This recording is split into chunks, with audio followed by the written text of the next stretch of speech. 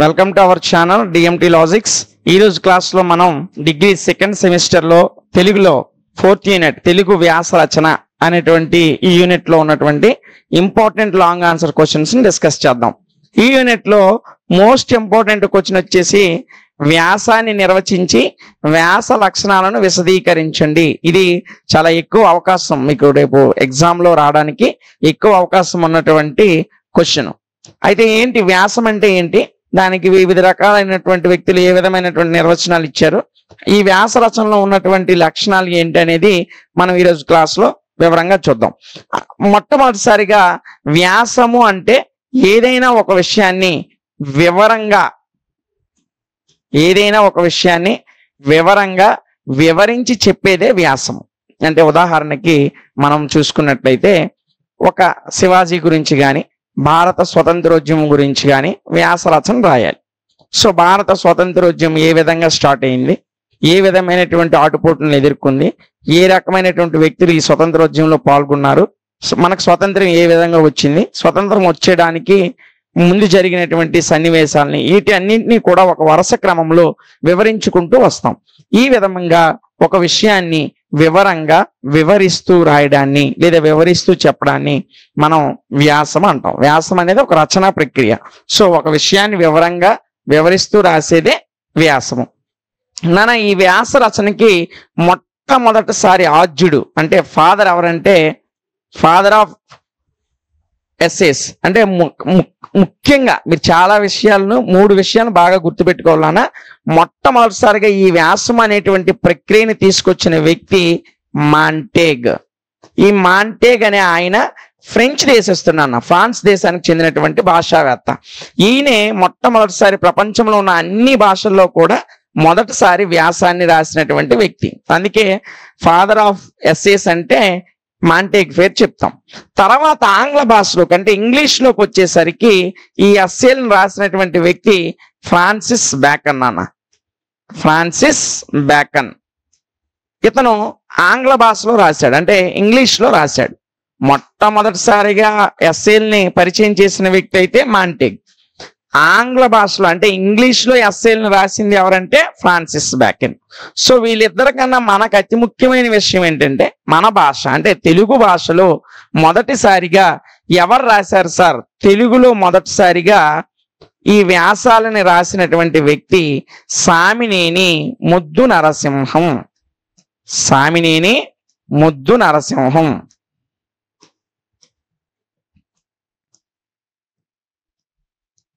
ఇతను తెలుగులో మొదటిసారిగా వ్యాసాలను రాశాడమ్మా. చూడండి, మొట్టమొదటిసారిగా ప్రపంచంలో ఉన్న అన్ని భాషల్లో వ్యాసాలను రాసిన వ్యక్తి మాంటేగ్. ఆంగ్ల భాష కంటే ఫ్రాన్సిస్ బ్యాకన్. మన మాతృభాష మన తెలుగు భాషలో వ్యాసాలను పరిచయం చేసినటువంటి వ్యక్తి సామినేని ముద్దు నరసింహం. అయితే మనం చూసుకున్నట్లయితే మనం ఏం చెప్పుకున్నాం, మొదటిసారిగా తెలుగులో వ్యాసాలను రాసింది సామినేని వారని చెప్పాం. ఈ సామినేని ముద్దు నరసింహం తెలుగులో వ్యాసాలని వ్యాసం అనే పేరుతో రాయలేదమ్మా. ఏ పేరుతో రాశాడు సార్ అంటే ఈయన ప్రమేయము అనే పేరుతో వ్యాసాన్ని రాశారు. మొదటిసారిగా రాసింది సామినేని ముద్దు నరసింహమే, కానీ ఈయన వ్యాసాన్ని ఏ పేరుతో రాశారంటే ప్రమేయం అనే పేరుతో వ్యాసాలను రాశారు. ఈయన తర్వాత తెలుగులో వ్యాసాలను రాసిన వారు పరావస్తు వెంకట రంగాచార్యులు.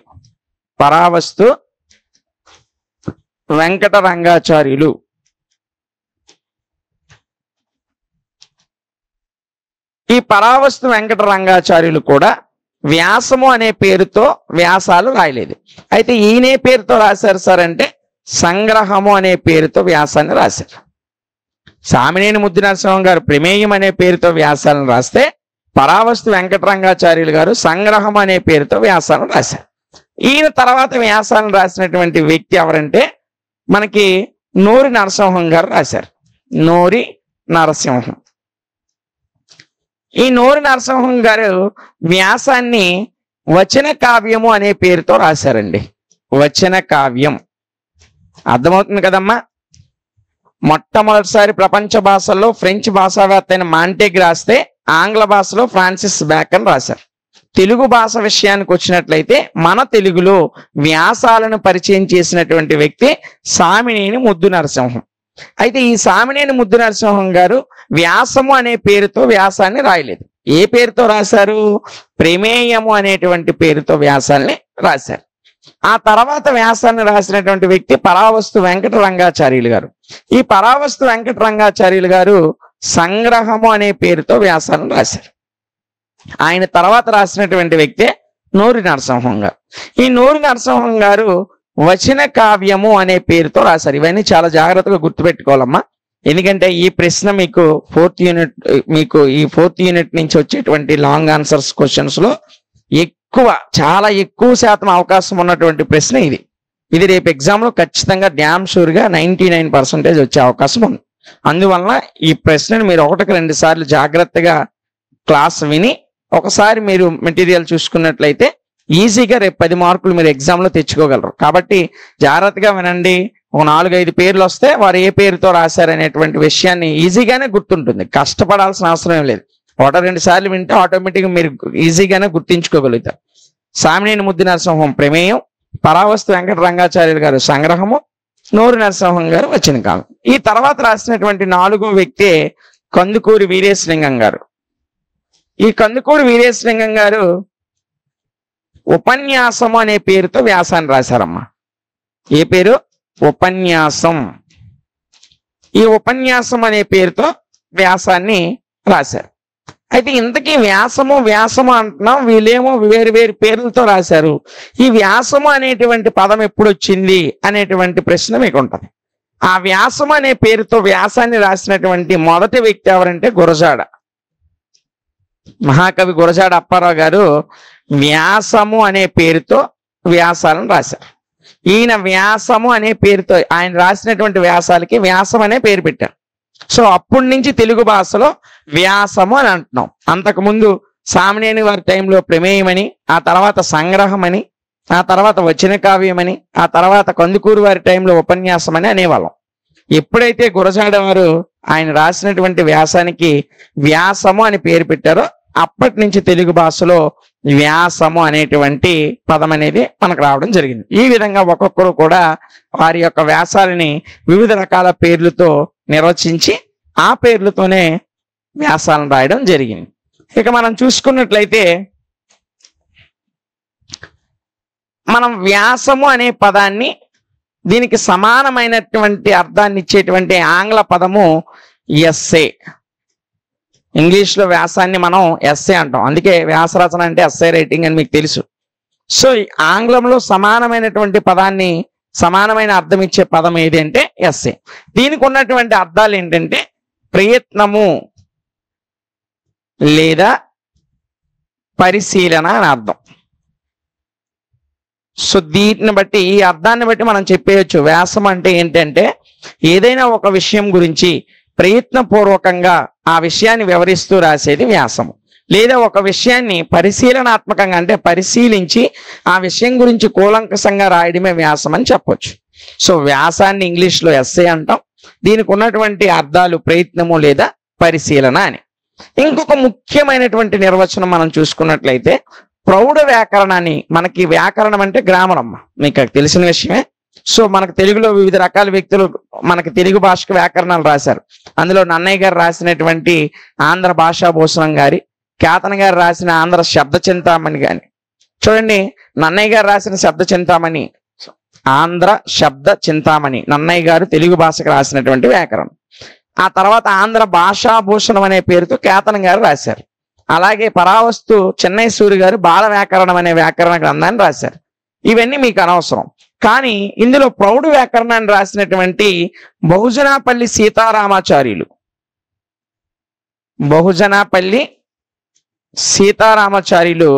ఆయన రాసినటువంటి గ్రంథం శబ్దరత్నాకరం.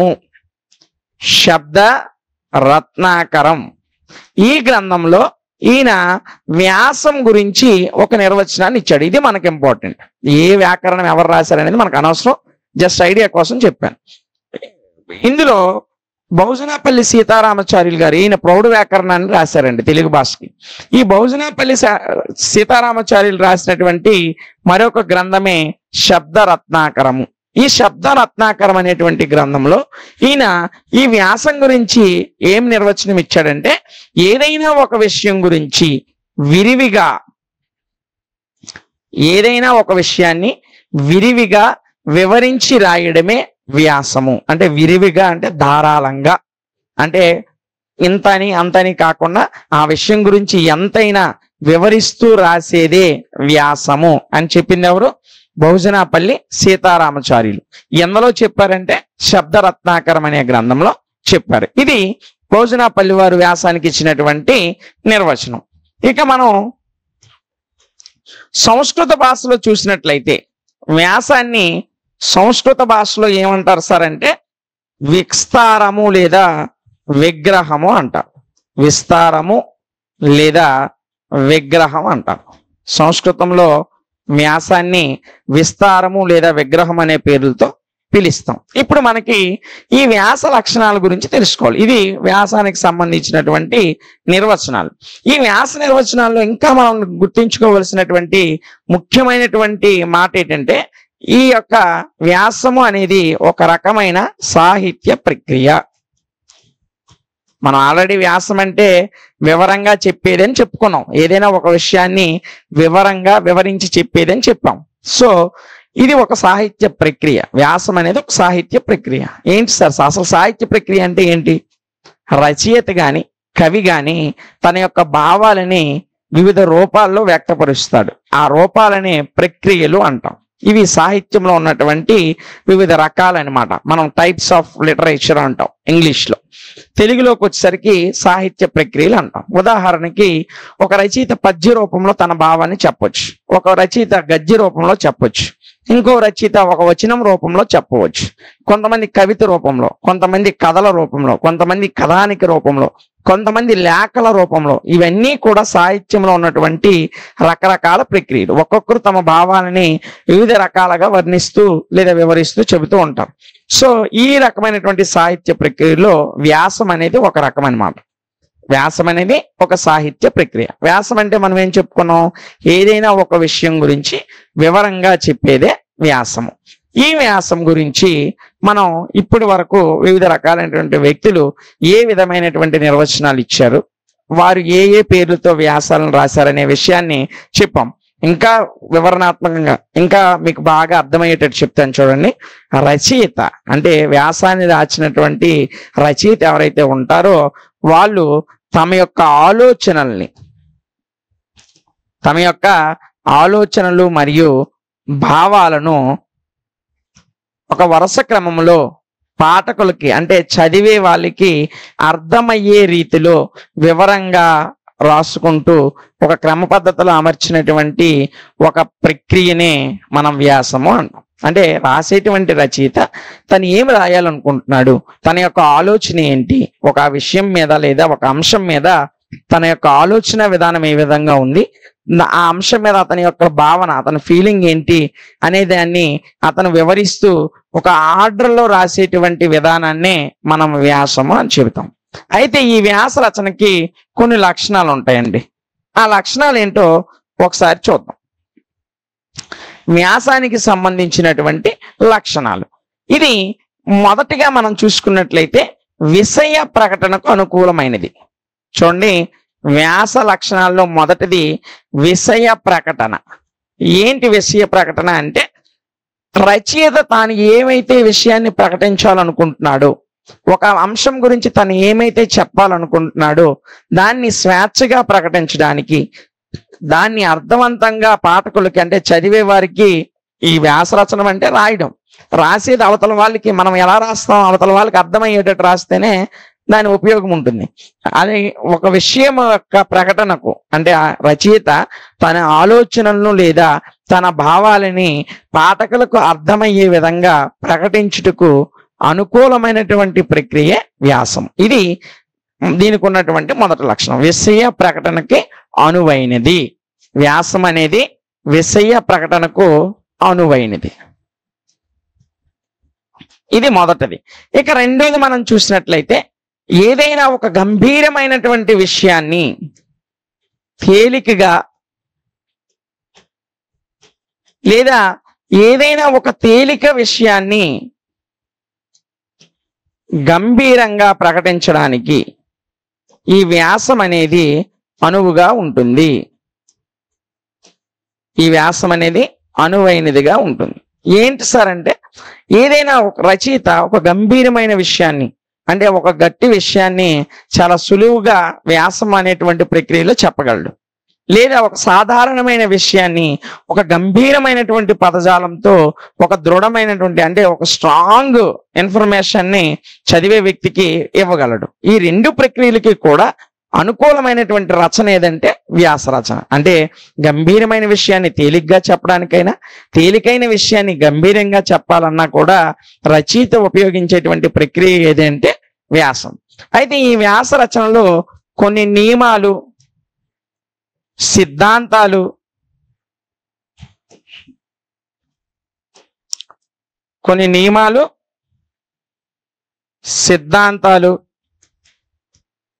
సూత్రాలు ఇమిడి ఉంటాయి.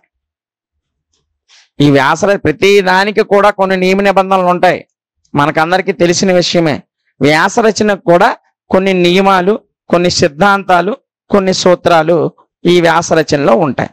ఏంటి సార్ అవి అంటే, రాసేటువంటి విషయము క్లిష్టంగా ఉండకూడదు. రాసిన విషయం క్లిష్టంగా ఉండకూడదు, దీర్ఘవాక్యాలు ఉండకూడదు, దీర్ఘ సమాసాలు కూడా ఉండకూడదు. చూడండి, వ్యాస రచన అంటే మనం ఎస్సే రైటింగ్ రాసేటప్పుడు, ఏదైనా విషయాన్ని రాసేటప్పుడు ఆ విషయం క్లిష్టంగా ఉండకూడదు. క్లిష్టంగా అంటే కఠినమైన పదాలతో అది ఉండకూడదు. ఎందుకు ఉండకూడదు సార్ అంటే, మనం రాసేటువంటి వ్యాసం ఏదైతే ఉందో అది అవతల వ్యక్తి చదివేటప్పుడు మనం రాసినటువంటి పదాలు అవతల వ్యక్తికి అర్థం అవ్వాలి. ఇలా క్లిష్టంగా కానీ మనం రాసినట్లయితే అవతల వ్యక్తికి అది అర్థం అవ్వదు. మన యొక్క విషయాన్ని ప్రకటించడం కొరకు వ్యాసాన్ని రాస్తున్నాం. సో మన ఆలోచనల్ని ప్రకటించేటప్పుడు కష్టమైన పదాలను ఉపయోగించినట్లయితే మన ఆలోచనలు, భావనలు అనేవి అవతల వ్యక్తికి అర్థం అవ్వవు. అదేవిధంగా దీర్ఘ వాక్యాలు కానీ దీర్ఘ సమాసాలు కానీ రాయకూడదు. ఎందుకంటే ఒక 3-4 లైన్లు ఉండేటువంటి ఒక వాక్యం, అంటే పులి స్టాప్లు కామాలు లేకుండా ఒక పెద్ద వాక్యం రాసామనుకోండి, ఆ మొత్తము వాక్యాన్ని చదువుతున్నంతసేపు ఆ వాక్యము అవగాహన చేసుకోవడానికి, దాన్ని అర్థం చేసుకోవడానికి అవకాశం ఉండదు. ఎందుకంటే ఒక పెద్ద వచ్చిన అది చదువుకుంటూ వెళ్తే ముందు చదివేది వెనక్కి మర్చిపోతాడు, వెనక్కి వచ్చేసరికి చివరికి వచ్చేసరికి ముందు ఏం చదివాడో మర్చిపోతాడు. అలా కాకుండా ఏ విధంగా ఉండాలంటే సులభంగా ఉండాలి, స్పష్టంగా ఉండాలి, భాష కూడా సరళంగా ఉండాలి. సో సరళమైనటువంటి చిన్న చిన్న పదాలను ఉపయోగించుకొని చిన్న చిన్న వాక్యాలతో సులభంగా వ్యాసరచన చేసినట్లయితే మనం ఏం చెప్పాలనుకుంటున్నామో అది చదివేవాడికి అర్థవంతంగా ఉంటుంది. కాబట్టి క్లిష్టంగా ఉండకూడదు, దీర్ఘవాక్యాలు, పెద్ద పెద్ద వాక్యాలు ఉండకూడదు. సులభంగా సరళమైనటువంటి భాషలో సరళమైన పదాలను ఉపయోగించి చిన్న చిన్న వాక్యాలతో చదివేవాడికి అర్థమయ్యే రీతిలో వ్యాస రచన అనేది ఉండాలి. ఇది దీనికి ఉన్నటువంటి ఇంకొక ముఖ్యమైనటువంటి లక్షణం. ఇంకా మనం జాగ్రత్తగా చూసినట్లయితే ఈ రాస్తున్న రచయిత యొక్క ప్రతిభ, అదేవిధంగా నైపుణ్యం, అదేవిధంగా పాండిత్యం. ఏంటి సార్ ప్రతిభ ఏంటి, నైపుణ్యం ఏంటి, పాండిత్యం ఏంటి అనే డౌట్ మీకు ఉంటుంది. నేను వివరిస్తాను, జాగ్రత్తగా చూడండి. సో వ్యాసాన్ని రాస్తున్నటువంటి రచయితకి ఒక టాలెంట్ ఉంటుంది. అంటే ఆ వ్యాసం ఏ విధంగా రాస్తే అవతల వ్యక్తికి అర్థమవుతుంది, ఎంత తక్కువగా రాసి ఎంత ఎక్కువ భావాల్ని, ఎంత ఎక్కువ మ్యాటర్ని వాళ్ళకి ఇవ్వాలనేటువంటి ఒక టాలెంట్ ఉంటుంది. కొంతమందికి రాయడం వస్తుంది, కానీ ఎక్కడ ఆపాలి, ఎక్కడ చెయ్యాలి, ఏ విషయాన్ని హైలైట్ చేయాలి, ఏ విషయాన్ని మామూలుగా స్కిప్ చేసి వదిలేయాలి అనే విషయం తెలియదు. వాళ్ళు అవసరమైంది అవసరం లేనిది అన్నీ రాసుకుంటూ వెళ్ళిపోతారు. వాళ్ళకి రాసేటువంటి విధానం వాళ్ళకి అవలంబించినప్పటికీ ఏది హైలైట్ చేయాలో ఏది విడిచిపెట్టాలో తెలియదు, కాబట్టి వాళ్ళకి అందులో ప్రతిభ లేనట్టు. సో రచయితకి తన దగ్గర ఉన్నటువంటి ప్రతిభను కానీ, అది ఏ విధంగా రాయాలో ఆ స్కిల్, నైపుణ్యాన్ని కానీ, అదేవిధంగా ఆయన ఏ భాషలో అయితే వ్యాసాన్ని రాస్తున్నాడో ఆ భాషలో అతనుకున్న పాండిత్యం కానీ, ఈ 3 విషయాలని అతను మేళవించుకొని వ్యాసాన్ని ఒక సులభమైన రీతిలో భాషను చక్కగా ఉపయోగించుకొని రాసినట్లయితే ఆ వ్యాసము మంచి వ్యాసముగా పేరుగాంచబడతాయి. వ్యాసాలు అందరూ రాస్తారు, కానీ తక్కువగా రాసిన పాఠకులకు అవసరమైన విషయాన్ని అర్థమయ్యే రీతిలో సులభంగా రాస్తే ఆ వ్యాసం అందరినీ ఆకట్టుకుంటుంది. సో రచయితకు ఉన్నటువంటి ప్రతిభను కానీ, నైపుణ్యాన్ని కానీ, పాండిత్యాన్ని కానీ వ్యాసం రాసేటప్పుడు ఉపయోగించుకున్నట్లయితే ఆ వ్యాసం అనేది చాలా మంచి వ్యాసంగా చెప్పుకోబడుతుంది.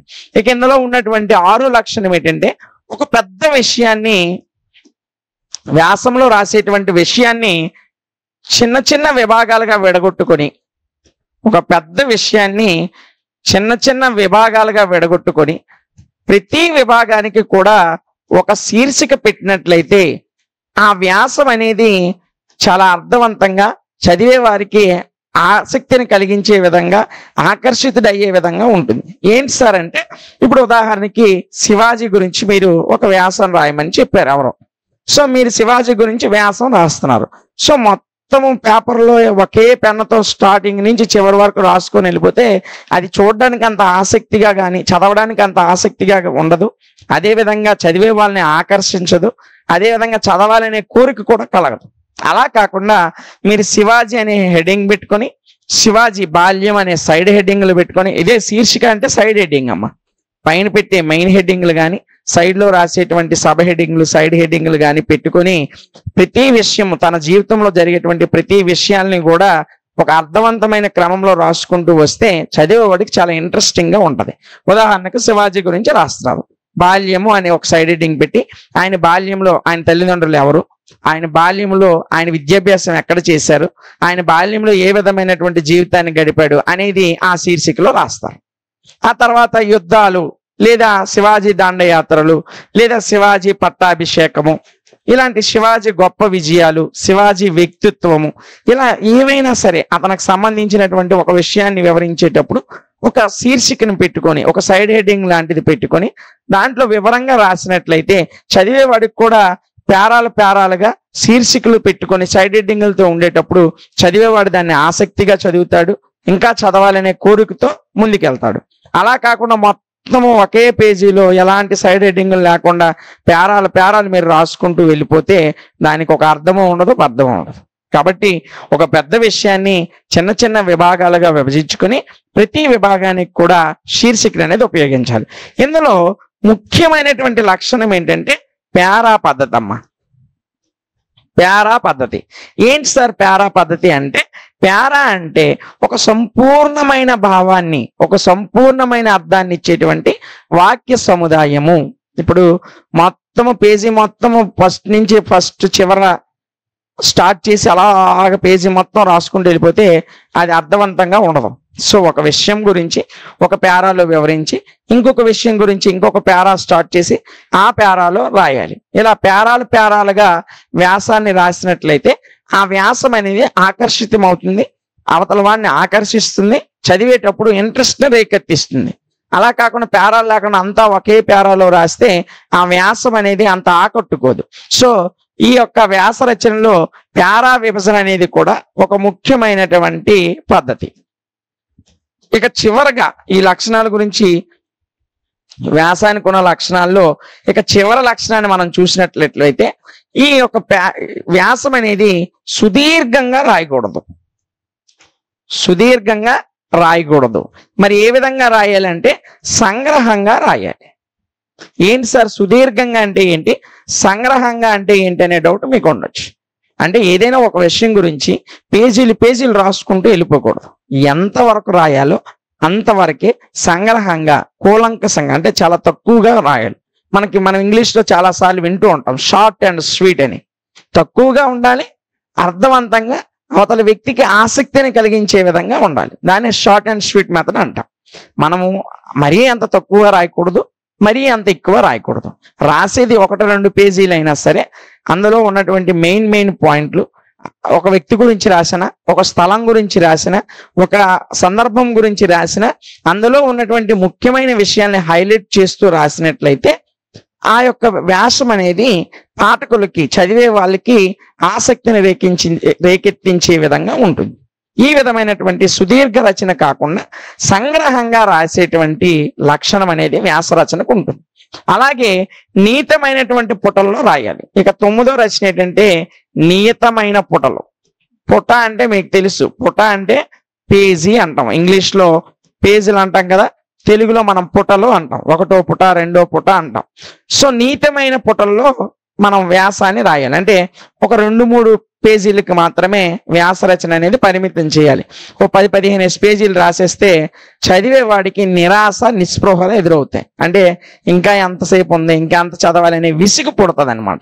సో చదివే వాడికి విసుగుని కలిగించే విధంగా ఉండాలి. చెప్పాల్సినటువంటి విషయాన్ని కానీ మన ఆలోచనల భావాన్ని వ్యక్తపరిచేటప్పుడు ఒక నియమితమైనటువంటి పేజీల్లో, ఒక 2-3 పేజీల్లో వారికి బాగా ఆకర్షించే విధంగా వారిని మనం ఏదైతే చెప్పాలనుకుంటున్నామో ఆ విషయాన్ని హైలైట్ చేస్తూ 2-3 పేజీల్లో మాత్రమే పరిమితం చేసి వ్యాస రచనను ముగించాలి.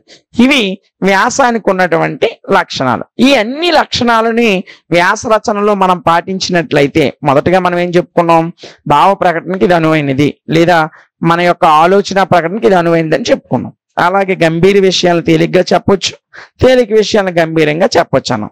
స్పష్టంగా భాష ఉండాలి, సరళంగా ఉండాలి, సరళమైన పదాల్లో ఉండాలి, దీర్ఘమైన వాక్యాలు, సమాసాలు ఉండకూడదు. అదేవిధంగా నియమితమైన పేజీల్లోనూ ఉండాలి, సుదీర్ఘంగా ఉండకూడదు.